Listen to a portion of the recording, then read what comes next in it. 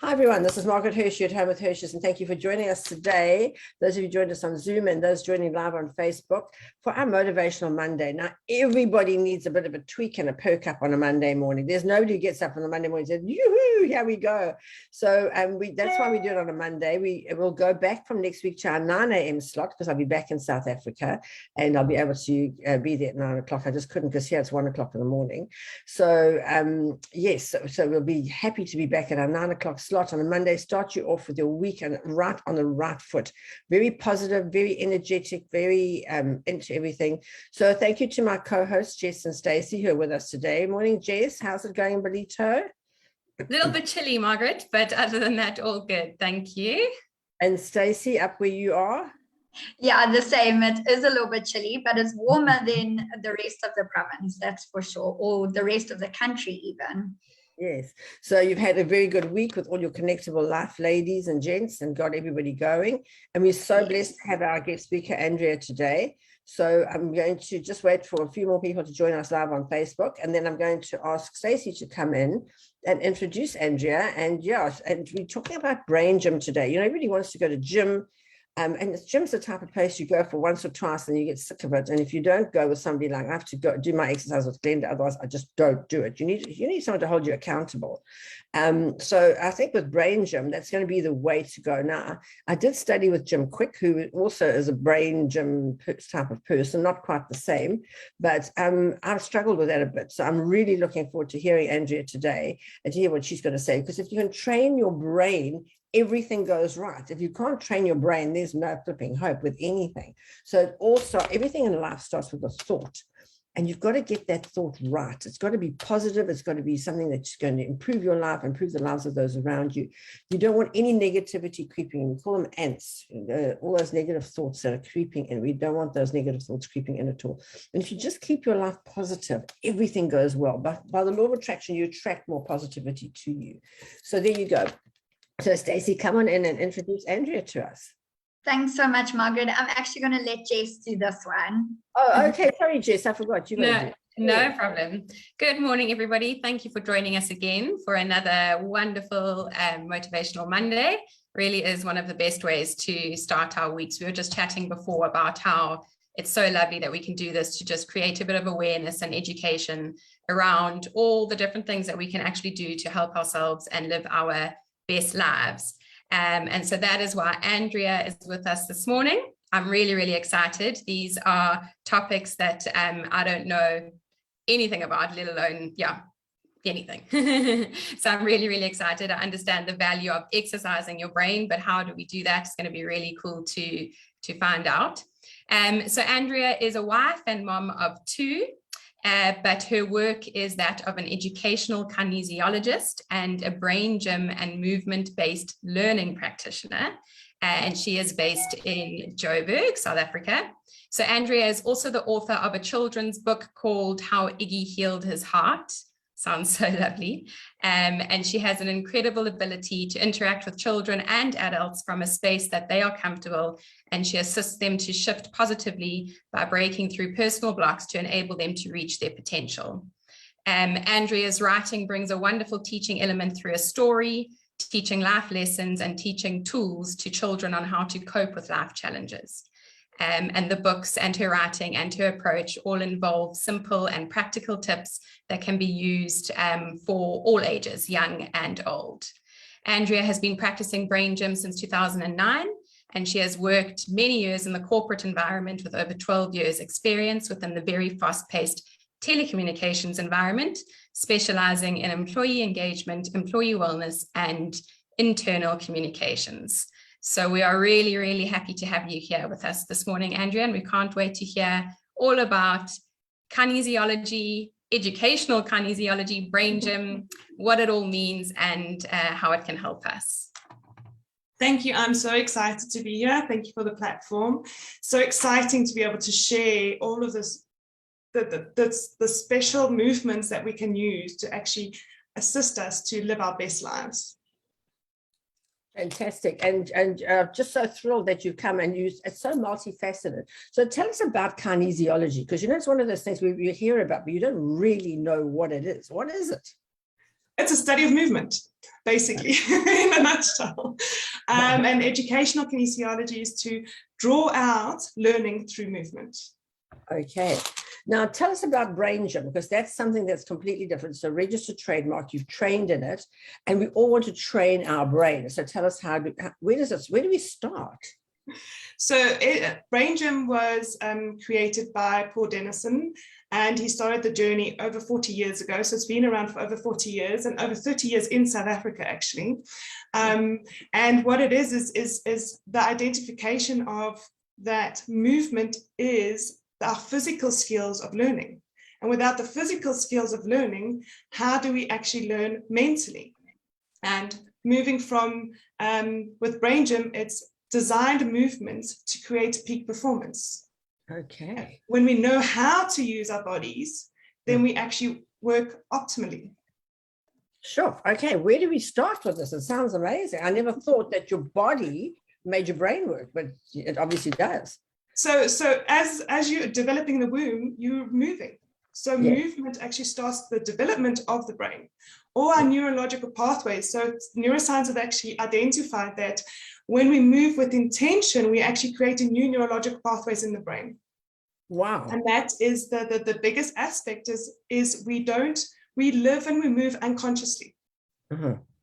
And what do? If you keep doing the same thing over and over again, you're going to get the same results. So we keep doing the same thing without consciously stepping out and experiencing our bodies for what they are, and then experiencing life around us. And that's where you get leaps and jumps in your development and your personal goals in life.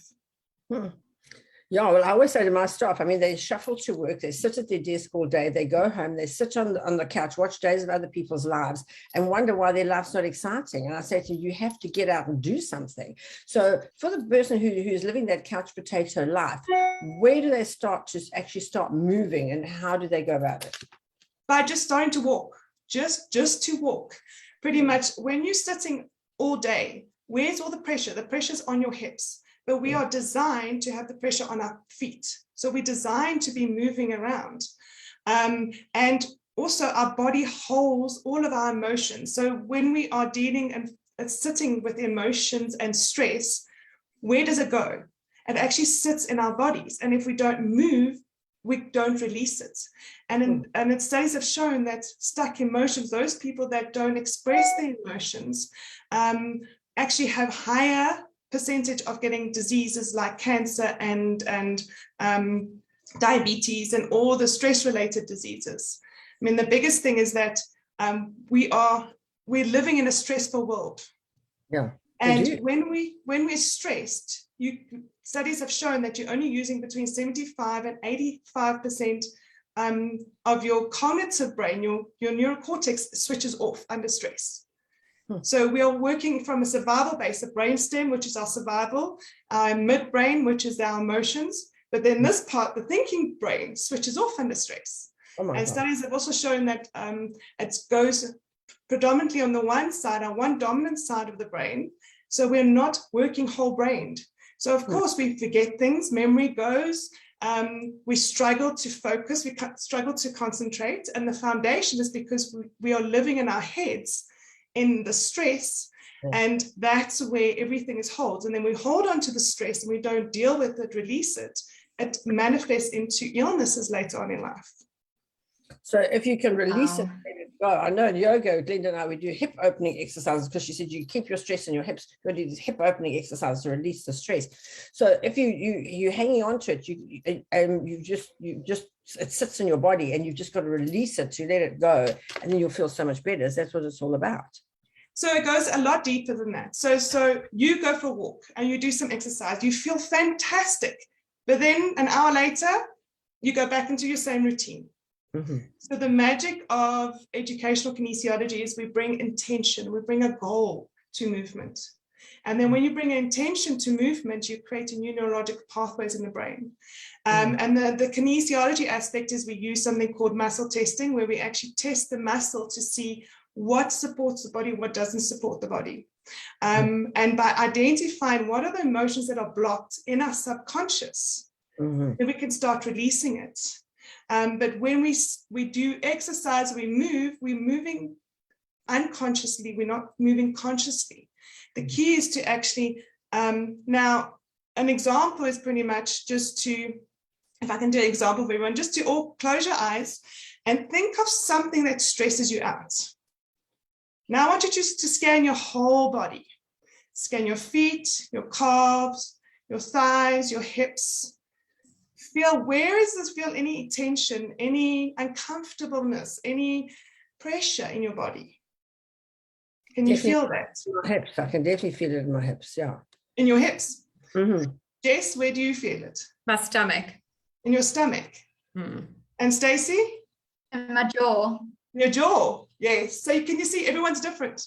And jaw is, you're clenching so tight you're not speaking your words. And in the chat, is there anyone that wants to share where they're feeling that emotion? So can you see our thoughts are just not thoughts in our head. They manifest as feelings in our bodies. Oh, you see. So Nadia, in her shoulders. And you see, not everyone is the same. Everyone is different. So our body and our brain are connected. But what we do is we're living our life disconnected from our bodies. And when the moment we start consciously looking at our body, feeling that stress, we go, oh, okay, now what is it? Now you internalize, okay, why am I feeling that? What are the emotions linking to it? And then what do? We swallow the emotions and we don't deal with it. Yeah. And then it has to go somewhere. So it goes into our body. And that's when we get the aches and the pains and all the misalignment. And all it is actually our thoughts that have manifested into emotions into the cells of our bodies. So how easy is it to express your emotions? I come from an English family, and the English, you didn't share anything, you didn't wash your dirty washing in public, you kept quiet about everything. If something went wrong, you just zip it, a lot of, I remember my friend's mother just said, zip it and wear beige and you'll be fine.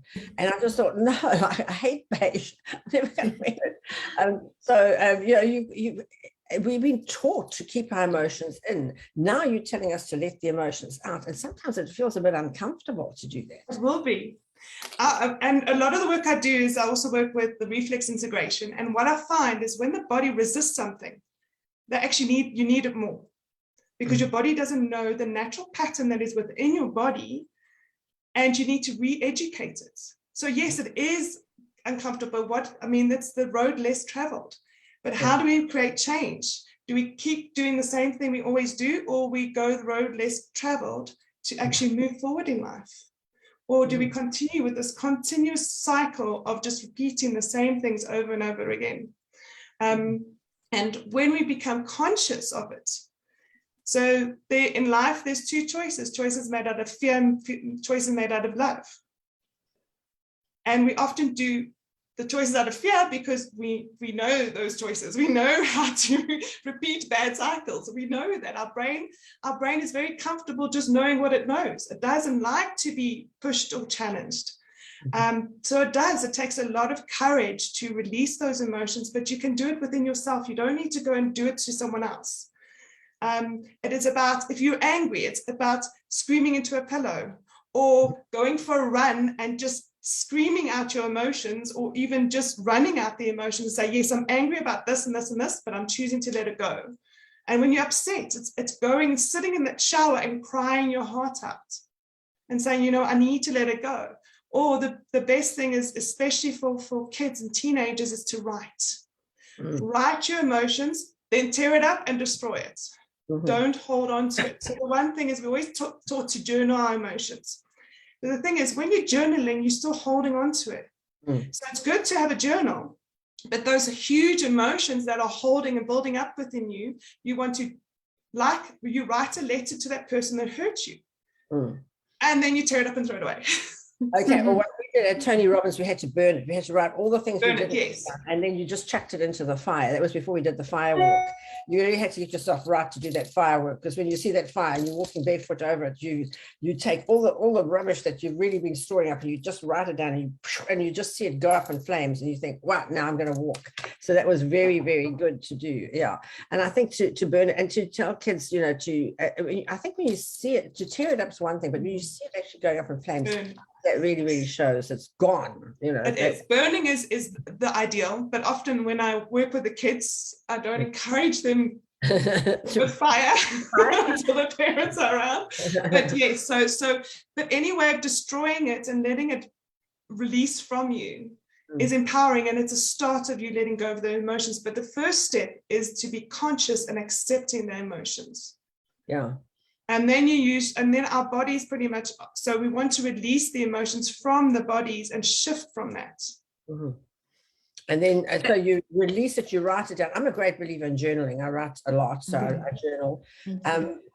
So if you journal, you're not actually releasing it. I thought when I journaled, I was releasing everything, but you're not actually until you burn it. So you are releasing it from your brain, but there's an element of you like, oh, I can still go back to it if I want to. Okay, so that's it. So now, so you release the emotion, but then it comes back again. It's so irritating. So the reason it's coming back is because it's layered. So 90% of our fears are actually developed before the age of 7 years in the morning, in the 7 years of age. Yeah. And all of our emotions are packed up on those fears. So you'll see that sometimes you come across someone, a 40-year-old man in the corporate room having a temper tantrum like a 2-year-old. And the reason he's having a temper tantrum is actually he's reliving his 2-year-old self, because someone's triggered that fear of him that he's not good enough that was started when he was 2 years old. So he's literally going back as a 2-year-old and expressing himself on that level. And the thing is through the journey, you can go deep to see if it is, but the beauty of the kinesiology work and the muscle checking is that you can actually identify where was the foundation, when was this fear or this emotion created, where is this, what is the cellular memory, where is it holding on to it? And then if you identify the root, you go back and you say, okay, this doesn't support me anymore, and we create a new goal statement, an intention to replace that old negative thought pattern. And through movement, we integrate it into not just the mind, which is affirmations, we integrate it into the mind and the body. And then often we say, okay, you need to do the movement pattern with the affirmation for like a week or 2 weeks after to cement it into your brain. And that's how you create the long-lasting change. So you don't have to go back to spiraling back into those old patterns. No, that's what Helena said here. How do you release annoyances and irritations that keep occurring? And that's how you do it, by doing something. But how would you know? I mean, obviously, the first prize is to come to you. But if you're not in Joburg and you can't come to you, what is the first stage you'll do to release it, write it down, burn it up, Helena? That's what I would say. And then do something, because Tony Robbins teaches, he calls it physiology. You know, your physiology, you know, you've got a rah and all that type of thing when you go to Tony Robbins. So what's the first thing that we would do as ordinary people before we start going and people start locking us up? So pretty much when we're getting stressed, remember we only using about 15% of our cognitive brain. And how do you learn something new? Through our cognitive thinking, not through our survival brain. So the thing is to get yourself out of the stress first, because while you're in the stress, you just keep repeating, hashing what's happening in the past, and you can't find a solution. So you need to step out of the stress and go into a calm state. And there's a lot of tools that you can use. You can do it through deep breathing. You can do it through yoga, exercise. But the key thing is to set an intention. Set my intention that I am at ease in this moment. Yes, you weren't at ease a second ago, and you won't be at ease an hour ahead, but I'm at ease in this moment. And then you move with that intention, you start creating that new neurological pathway in your brain that I'm at ease in this moment. And when you are at ease, then when you look at the situation, you can look at it from an external perspective. You can look at it from a conscious level. And then you find the ways, and you get those, those gut feelings you get inside of you. And then someone's name pops up. I'm like, I haven't thought of him as years. It's because that is where the root of it. And then you start saying, I'm going to release it. And then some of the brain gym activities we use helps us to get out of the stress, to switch on right and left hemispheres of the brain, to get us into the current moment. And where is the power of life in the current moment? So I can show you one exercise. So remember where you felt that stress. If you just connect to that stress again now, just for a moment, to see, is it still there? Is it still as tense? Give it a number, 1 out of 10. How does it feel? And by showing yourself and say, you know what, this is not what I want right now, and have the intention to be that I'm at ease in this moment.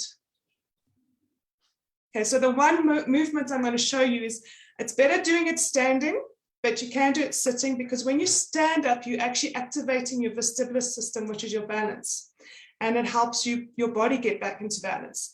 But the first thing to do is you can, so open your eyes and you cross your ankles. Okay, and then you go thumbs up, thumbs down, interlink your fingers, and then you pull your hand towards your chest, and then take a deep breath in and out, and then you lay you place your tongue to the top of your palate, and you're holding that. So this movement is called the positive hookup. It helps to calm the whole neurological system down. And it actually helps to, so it's almost like, you know, the easiest way to calm a crying baby is to swaddle them. And what do you do with a swaddle? You tie them up and you cross their arms. So this is called, it's a self-swaddle.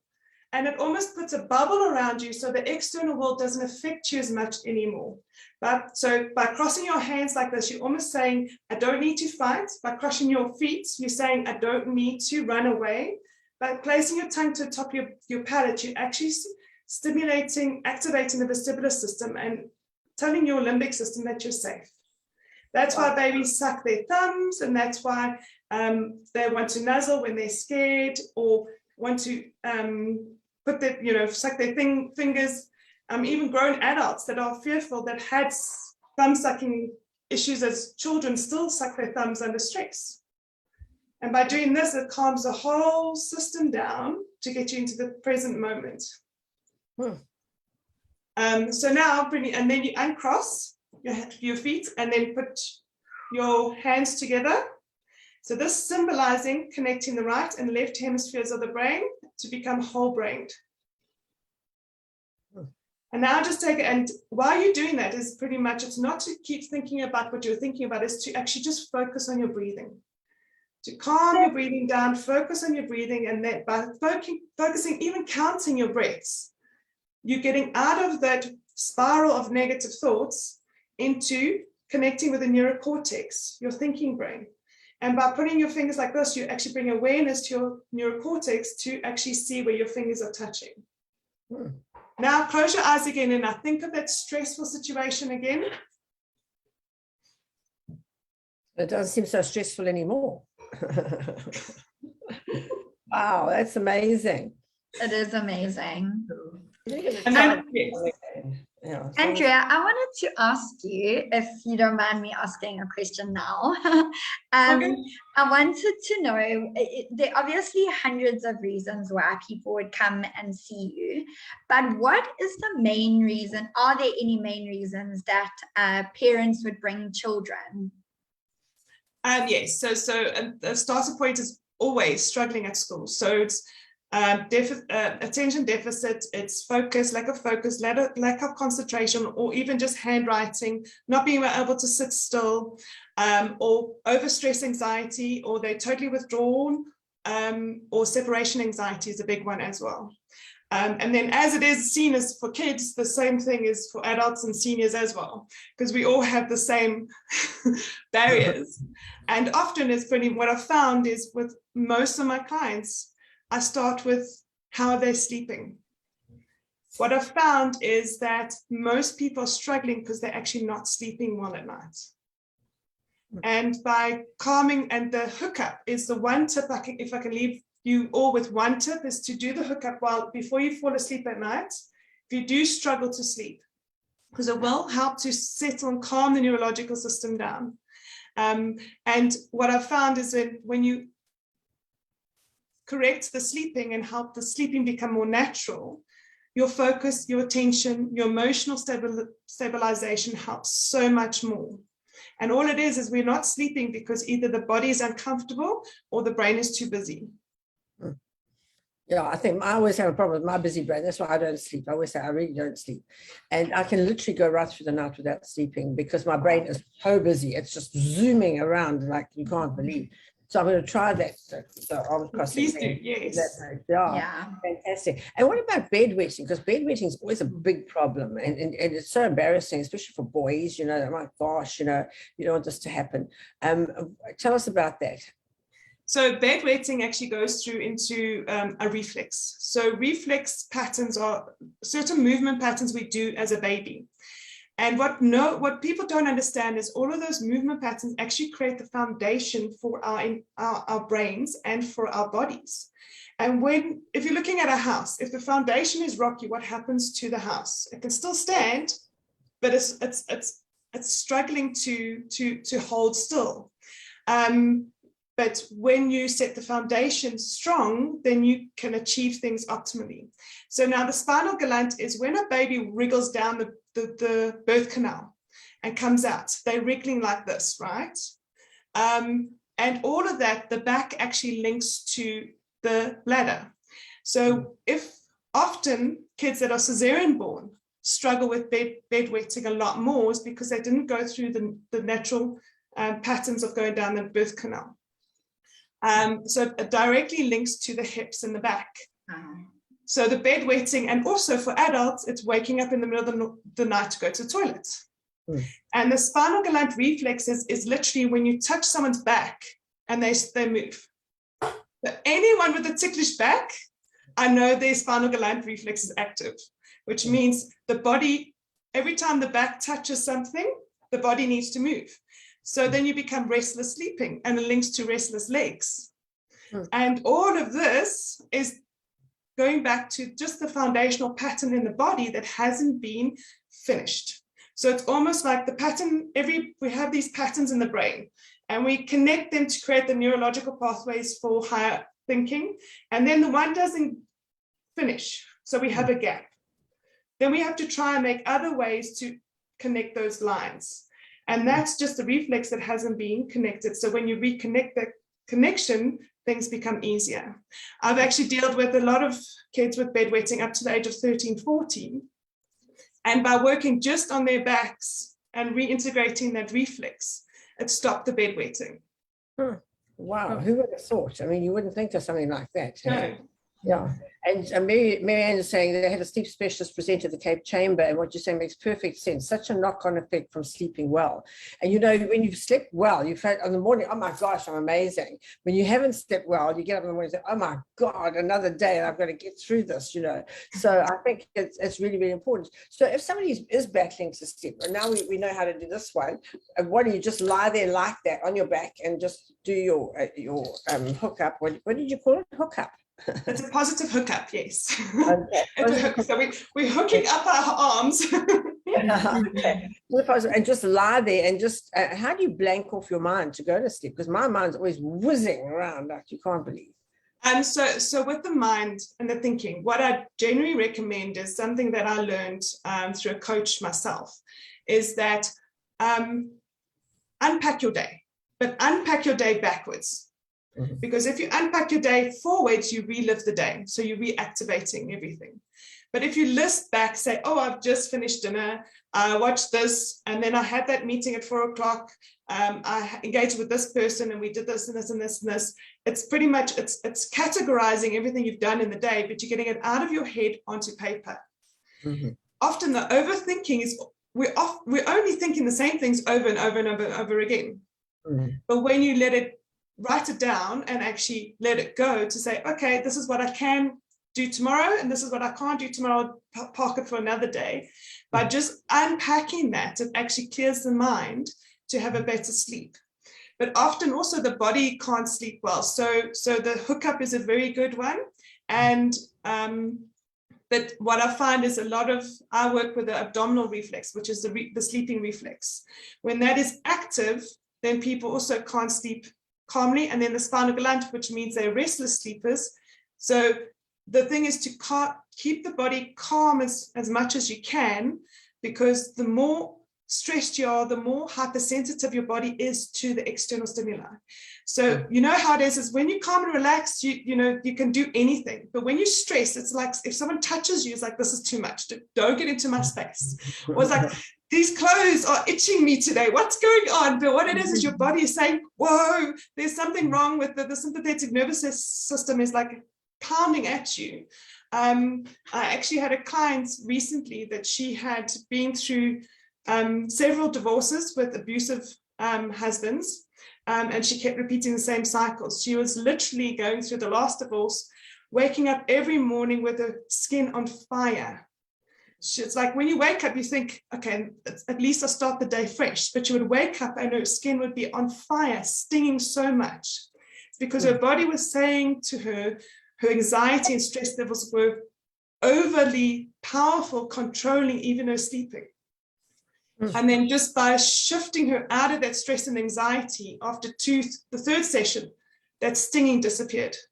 Yeah. So the key is to listen to your body. What is your body telling you? And then to ask your body, what is it that I need to do? Mm-hmm. Yeah. And it's so amazing because you do get the answers. Jess, what do you think about that? Yeah, it's incredible. I mean, Andrea, my question was going to be, so we used to the triangle of thoughts create feelings, feelings create behavior. So obviously with kinesiology, we're doing the opposite. We're saying, let's change the behavior or do certain behaviors to help the feelings to redirect the thoughts. So then would brain gym and something like TRE, I'm guessing is really great for trauma. Would brain gym and TRE be like a form of kinesiology? Or where do they fit under the umbrella? So everything is interconnected. So brain gym is basically 26 movements that design movements to create peak performance. Whereas kinesiology is taking the movements and put it into a structure to shift the body. So the movements are pretty much giving you the power to get into the present moment and to get yourself into doing things optimally. But then the kinesiology, we call it a balance. The balance is the structure of setting a goal and intention, identifying what you need to change, then using a movement process to integrate the goal. So that's where the TRE would come in, and that's where the brain gym activities would come in. And then after that, we go into checking where are you feeling now. So like I said to you, we did a mini balance. We pretty much asked you, how are you feeling right now? Have the intention, the goal to be more at ease. Okay, we did the movement pattern, and afterwards, how do you feel? That is pretty much the concept, but what it is, it goes a lot deeper into, you can go into the in-depth balances where we actually identify where is the emotion sitting? Where in the body is it sitting? Is it sitting in the liver? Is it sitting in the heart? Is it sitting in the lungs? What methodology will best help to shift it? Do we do reflex integration? Do we do brain gym exercises? Do we do TRE? So it depends on your toolkit. Does that help? Yes, it does. It's really, really cool. I mean, we sort of know this stuff, but when you give it a name and a term and a form, it as humans, we really need to understand why it works to believe it works. Yeah. So it's lovely to hear the why, the behind the scenes stuff. And we do. It's because it's becoming conscious. If we keep doing things unconsciously, we don't get change. But when we know, that's why it's educational kinesiology, because our goal is to educate you. You need to set the intention. You need to be aware of, why was this happening to me? I'm just processing or helping you with the therapeutic process. But you, as a person, actually knows everything you need to know. Yeah. So Teresa says, is it then that you have deeper things to deal with, or your environment you need to get out of? So you deal with things or just get out of that environment? If I'm in a bad environment, I leave. If people start talking about negative things and politics and things I don't interest, I just leave. I don't say anything. I just leave and go to someone who is more positive or talk about things that I like. So what is it? Do you have deeper things to deal with, or do you just change your environment? So if you're seeing it as changing your environment, is that fighting, running away, or freezing? You're running away. So Yeah. are you dealing with the situation? No. Are you dealing with how you're feeling in the situation? Right. So what it is that often most people, like someone in an abusive situation or someone who's had something traumatic happen to them, they can't run away from the situation. The key is to see how are you feeling towards it and say, you know what, accepting your emotions in that moment and saying, okay, how can I stop the external world affecting my internal world? Because that's what you're doing. You're allowing, is it something you can do right now to change? Is it within your power to shift it? Or are you allowing other people to dictate how are you feeling within yourself? And the easiest way to do that is that if you hold on to worry, all you think about is worry, worry, worry, worry. But when you are holding on to gratitude and love, can you worry at the same time? No, you can No. only have one thought at a time. Exactly. So go back to the basics, go back to foundation, find your gratitude, find what is good for you right in that moment. Even if it is, I just have a roof over my head, I'm grateful for that. And hold that. Because when we're in fear, we can't, you can't get out of fear unless you get into gratitude and love. And when you get into gratitude and love, you actually start calming the whole neurological system down, because when you're in fear, you're activating the sympathetic nervous system. So you're going into fight or flight immediately. So then your body wants to fight or run away or freeze. What you want to do is you want to get out of that emotional state to find calmness. And in calmness and present moment, you can actually find your own solution. No one can actually give you a solution. That can give you tools, that can give you ideas. But in essence, the solution is within you, because you know what's best for you. So now, Glenda says, if you don't want to confront a negative situation, is it not the right thing to do to just shrug it off? So just it's gone. So It's not there. if you shrug it off, it's still within your subconscious. Okay. So, and it's not about facing the person, it's about facing your emotions to it. It's about facing how you feel about this. It's got nothing to do about the other person. It's got nothing to do about, I have to confront this person because they did this to me. They didn't do anything to you. You reacted to them. Okay. So it's about owning and claiming power within yourself, that you are in the situation and have a conscious choice of how do I shift my emotions and myself out of this emotional feeling.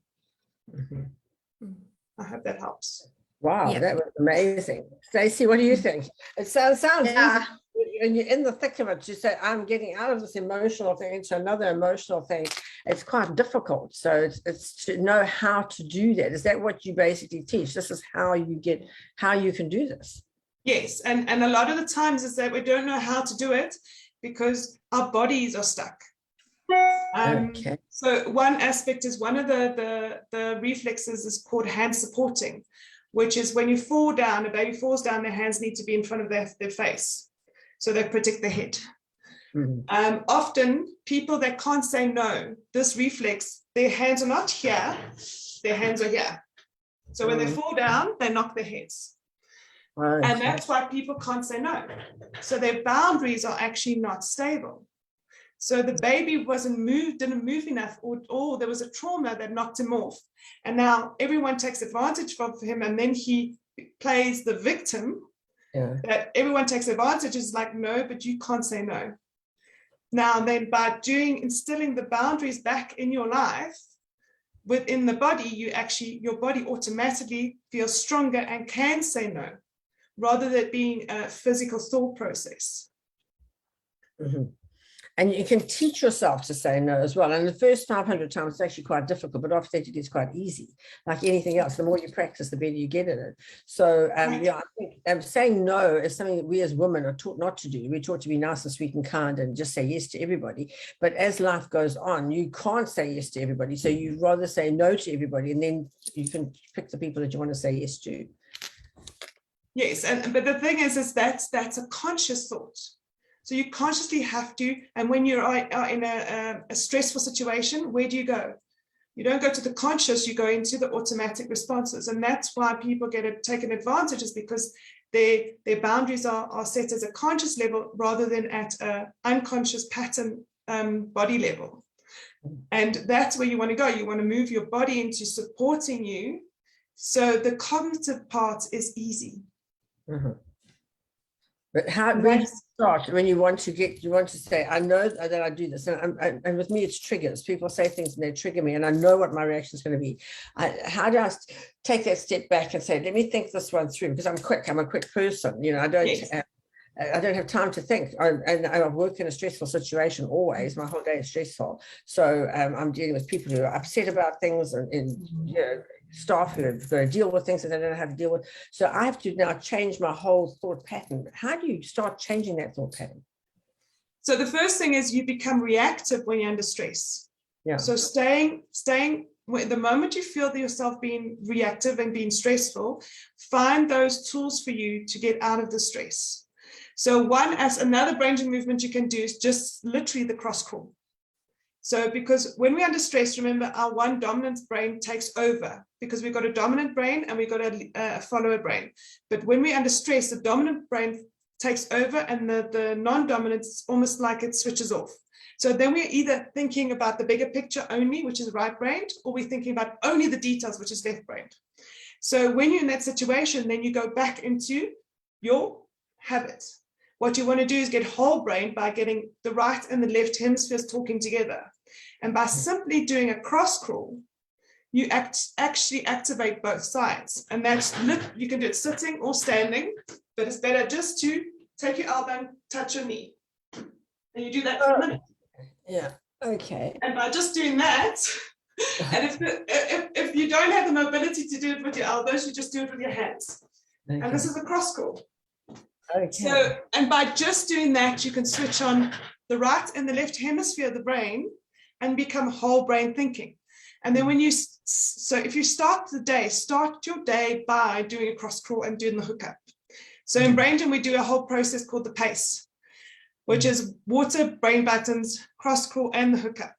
And that actually is the way to start your day. Get your day started as in the present moment, so you're focused. So when you do get these things during the day, which we all get, you're more conscious of how you're reacting to it rather than unconscious.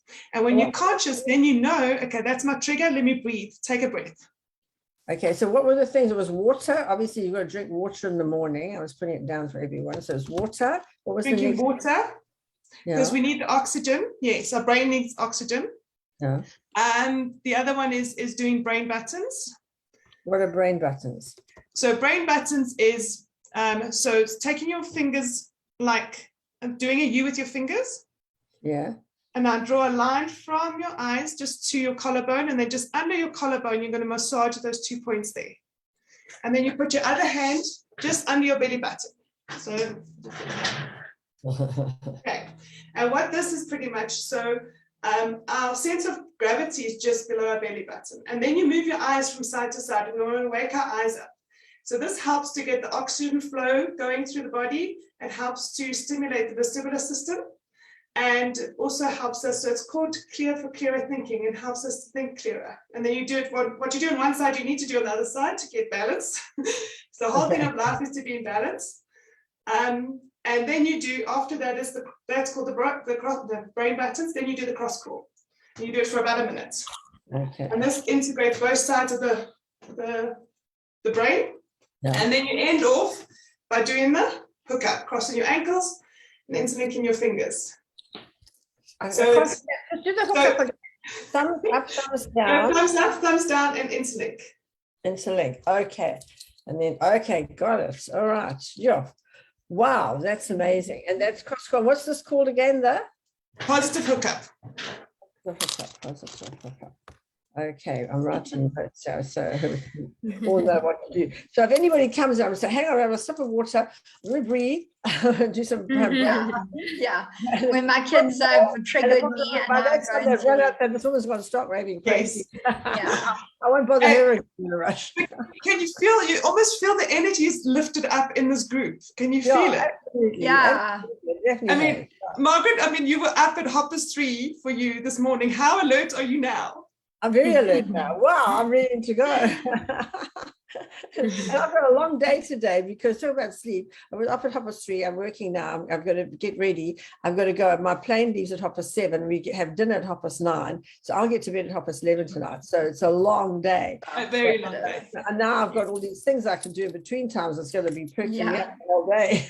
And the biggest thing is the brain buttons is powerful because it actually helps us remember what we've learned. So my daughter even did it while she was in exams.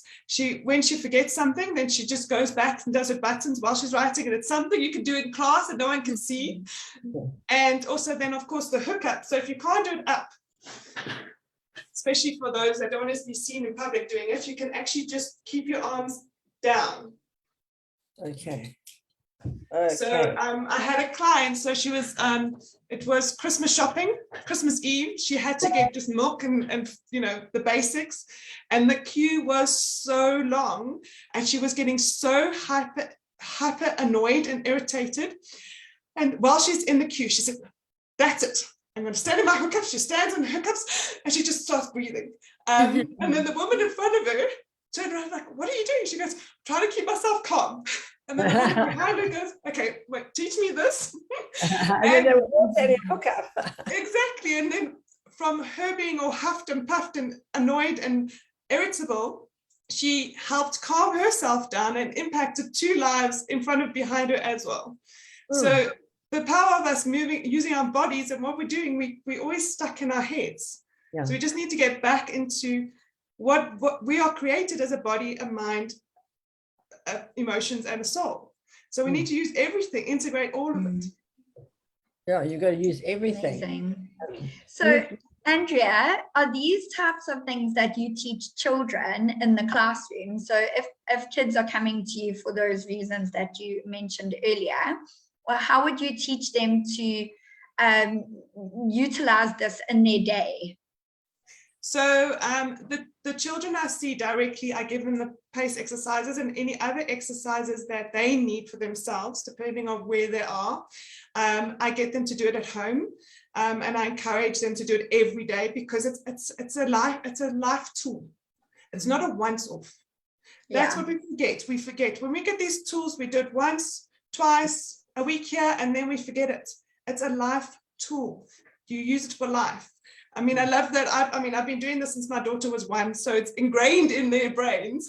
So every time my daughter gets upset, I just see her sitting like this. And even my son, the teacher goes, oh, is that what he's doing in class? I'm like, yes, he's calming himself down.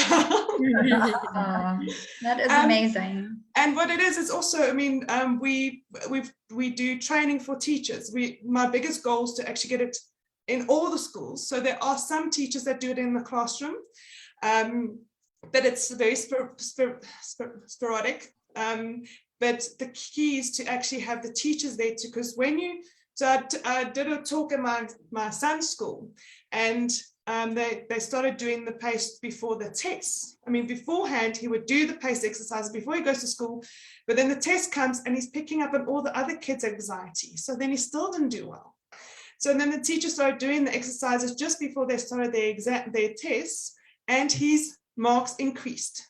Oh, wow. And what it was is because kids, I mean, especially if they're sensitive, they pick up on everyone else's emotions. The same as we do. I mean, that's the power of the hookup. When you in an environment where there's a lot of energy and a lot of negativity, just sit in the hookup, puts a bubble around you, keeps you disconnected from others. So you don't get bought into their negativity and you don't take their negativity home. And then hopefully you'll teach them how to do it, and then they'll be more positive, and then the positive. Exactly, yes. Yeah, that's amazing. I'm going to start teaching my staff that. We'll do it every morning. Now, Good. Teresa just says, I'm just going to throw this in. What would you say is the root cause of low self-esteem, and what would be the first thing or a daily routine to fight it? Because low self-esteem is what most people suffer. They always want to, you see all the, I see it in America here. Everybody wants to be like the Kardashians, who are absolutely dreadful people, So and we don't want to be like them, but you see these girls going out dressed in the most provocative outfits, wondering why on earth they're all getting, men hitting on them, because they just, it's low self-esteem. They do anything to boost their self-esteem, to be like people who you don't really want to be like anyway. So tell us about that, about low self-esteem. What can we start doing to boost our self-esteem? Some people tell me, I'm so full of myself. I'm so full, I'm running over. But a lot of people battle with self-esteem. Well, the key is, why are you not believing in yourself? And why are you comparing yourself to others? We are born unique. We are born perfect. But what it is we're allowing other people to tell us what we should be feeling and thinking. So the cornerstone of low self-esteem is to stop allowing the others to dictate how you're feeling within yourself, and going to yourself, you know what, am I doing the best I can in this moment for what I'm doing? If the answer is no, then you can put action steps to make a change in your life. But if it's yes, I'm doing my best, it's like your best is enough. And that's like, we have the intentions, we have goal statements. I start with all my kids. I'm like, is your best enough? A lot of them don't think so. But you can't do better than your best. Your best is enough. And you are enough as you are in this moment. And that's where I start. And then pretty much with low self-esteem is just that I am my best version of me. I am enough. And by saying that, and then if someone criticizes you, it's actually not about you, it's about them. Yeah. You're their mirror. So people get criticized because you're actually a mirror of them. So people criticize you because you're activating something that's deeper than them that they don't want to face. That's exactly what I said to my son this week. He's at boarding school, and one of the kids in their BE has been calling him stupid. And he's not stupid at all. He's so far from it. And I said, boy, it's a reflection on that child for saying that to you. You are clearly triggering something that he feels like he can say it to you. And but you are not. It's something in him, and the issue is him, not you. And I think also sometimes, sorry, Andrea. Sometimes self-esteem, it's because we've kind of forgotten who we are. We don't really know who we are. We're not born with a low self-esteem, but life smashes it out of us because everything is telling us what to be, what not to be, who to not be. And somewhere along the line, we actually lose ourselves. So it's really difficult to have a good self-esteem if you don't even know who you are. How do you love yourself if you don't know who you are? So I think if someone is struggling with self-esteem, a really great place to start is there. Who am I? Like, what do I want from this life? And going back to small you, young you, what were your dreams, hopes, wishes then? Who were you then? Because that's who you are today. We just forget it and we lose it. So it's always nice to go back to that.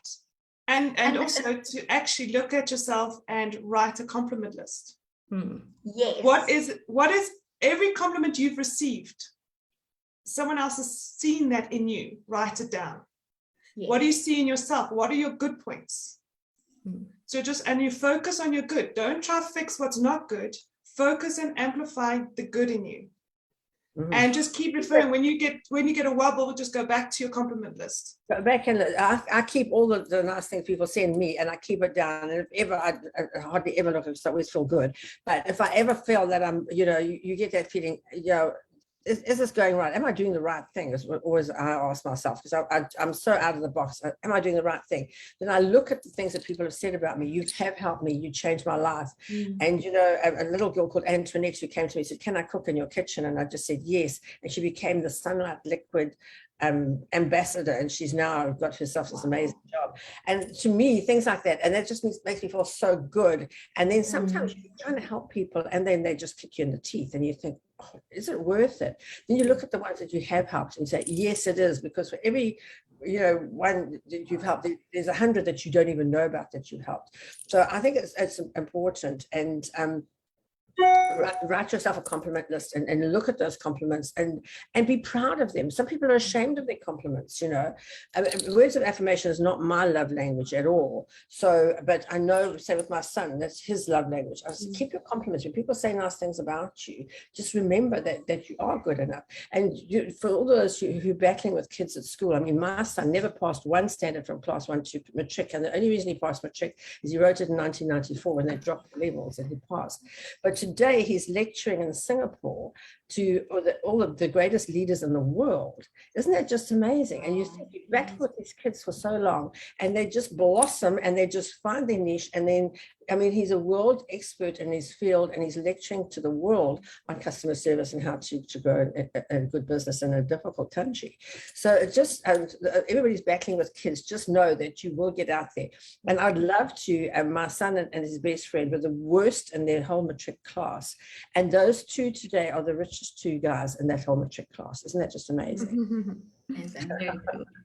I mean, that was me. I struggled and I was labeled as dyslexic growing up. That's why I went into this work, because they are labels. And it's just that I can't learn the way the school wants me to learn. I learn differently. Yes. I need experiential. We need to feel, touch, smell, see, experience life. But then when I got to varsity, I was cum laude. So it went from like just passing to cum laude. And what it is because I found the way I need to learn. Yes. And that's what and it is. Subject. Yes. I spoke to a lady who was homeschooling yesterday, and she said to me, I just love this freedom of homeschooling. Because she said before, I was getting up and getting the kid ready, fighting, getting, the lunch ready, and then rushing to pick up. She said, I just love this homeschooling because we do it now. And her daughter was with her having her nails done in the middle of the day. And she said, we'll catch up later today. And so I think today things are changing a lot, and we're struggling to fit in with the mold of changing. Gosh, and I can't believe we've only got 5 minutes left. This whole morning is absolutely whizzed by. So, wow. Say, Stacey, just a wrap up from you. Yeah, Andrea, you are phenomenal. Thank you so much. There's so much that we discussed, but all of the techniques I'm taking away today, and I'm going to be implementing that with my kids, and you will be hearing from me. So thank you so much. Fantastic. It was amazing. Jess, from you? Yeah. I think for me, I started by introducing you and saying, I know nothing about kinesiology, and I didn't know, but it's the principles of it are what Connectable Life is based on. The fact that mind and body cannot be separated. We've got the 3 categories: mind, body, wellness, because we truly believe that you can only achieve wellness if you connect your mind and your body.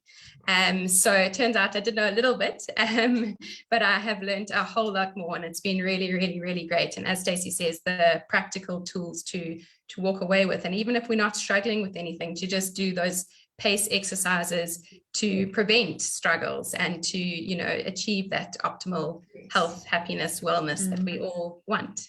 Okay, so Joyce says we definitely need another session on this. I feel like too, and I'm going to break it down into sections because we've looked at the whole thing. We're going to break it down. Nadia says, can you demonstrate the hookup one more time? So I'm going to show you, Nadia, because I battle with it. So you put your hands out and it's thumbs up, and then you put your thumbs down, and then you cross. Oh no, I've got it wrong. Andrea, you do it. Thumbs up. So thumbs up, thumbs down. Interlink your fingers. And cross your hands. And cross your ankles and your hands. And tongue to top your palate. Oh, I forgot that. Oh, and for those breathe. who want to, remember, we stop breathing. For those of you who want to always smile for the camera, that's what I learned at Mrs. South Africa. You put your tongue behind your teeth. And you can smile for any length of time, because that's how they smile all night. I said, how do you go smile all night like that? They said, no, we just put our tongue behind our teeth. Oh, like that. So tongue on your palate and breathe. Okay, so Nadia, I hope you've got that right now. We'll have it. Thanks, Sharon. It was a fantastic session. Thank you so much. Who we got next week, Stacey? We have my sister. Her name is Pierre, and she's the somatologist. So we're going to be discussing all things skin and glowing. skin and glowing, and the skin is the biggest organ in your body. So yeah, we really need to get that right. So we'll definitely be talking about that and showing how to be a glowing person. But Andrea, I want to thank you from all of us so much. We thoroughly enjoyed the session. I just feel that there was so much there that we tried to pack into this. So we're going to invite you back and break it into sections and to see, you know, all the different sections that you do, because you do a lot. But thank you so much. It's been amazing. I think you've opened all of our eyes. We're so excited with these exercises. Particularly if I get this right, I'll get it right eventually. And yeah, and we're going to think about movement. And when we're getting in a state, we're going to start moving to get out of that state. So we've got all those things. I'm going to put all the stuff in the chat. I'm going to put it onto my page as well, so people can follow it. And yes, it was amazing, amazing session. Thank you so much for giving up of your time to be with us today. We really appreciate it. Yes. We've loved having you on here. We've had amazing comments. Lovely that all the people who started stayed with us all the way through, and we've loved it, every single section of it. So thank you so much. Wishing everybody out there a brilliant week. Hope this has started your week on the right note. Have a brilliant week, and we'll see you next week at 9 o'clock in the morning for our next session. And remember, our Entrepreneurs Club, 11 o'clock on Friday. We've got amazing entrepreneurs talking to you every single time. So yeah, just catch up. And if you miss it, we're always on Facebook. It's recorded, so you can catch up later. Thank you, ladies, so much. Thank you so much, Margaret. Thank you so much. Thank you. Have a good day. Bye.